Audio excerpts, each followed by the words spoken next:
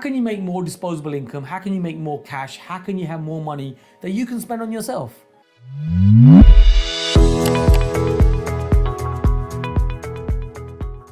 Hi, it's Cam Dovedi at Premier Property. Now, one of the key ways is really maximizing on your rentals. So really important that you get into an area where you can really maximize this. Now, if you're like me, it's really important that you think about these things. And one of the things that we think about, and I'm sharing with you right now, is making sure that there's a supply and demand in the area.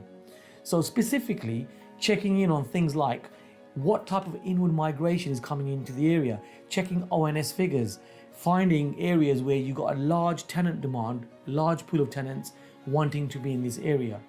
What types of areas are there that you can find? Also thinking about the supply of stock. Is there enough affluent supply? Is there enough stock out there that you can actually be investing in an area? No point investing in an area where there's not enough stock, right? So it's got to be a bit of both, right? So you've got to have a good supply of tenants. You've also got to have a good supply of property stock for you as well. Now, when you can marry these up, then you're going to be making more money.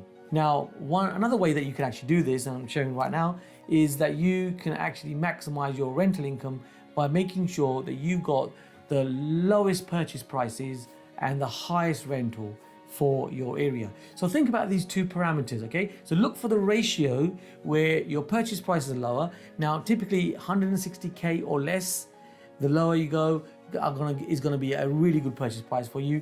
And in terms of rental, where the rental figures might be sound quite low. However, you're looking at the ratio, remember, the percentage. So that might be your 300s, your 400s, your 500s, your 600s, your 750 pounds per calendar month coming in as rental.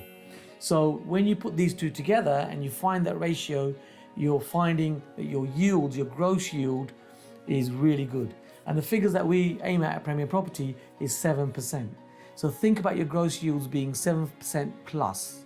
7, now typically we get anything between 10 to 12 on some of our strategies. On some of them we get 14 to 20. So there are many ways of increasing these yields, but think about that ratio to start with so you can really maximize your rental.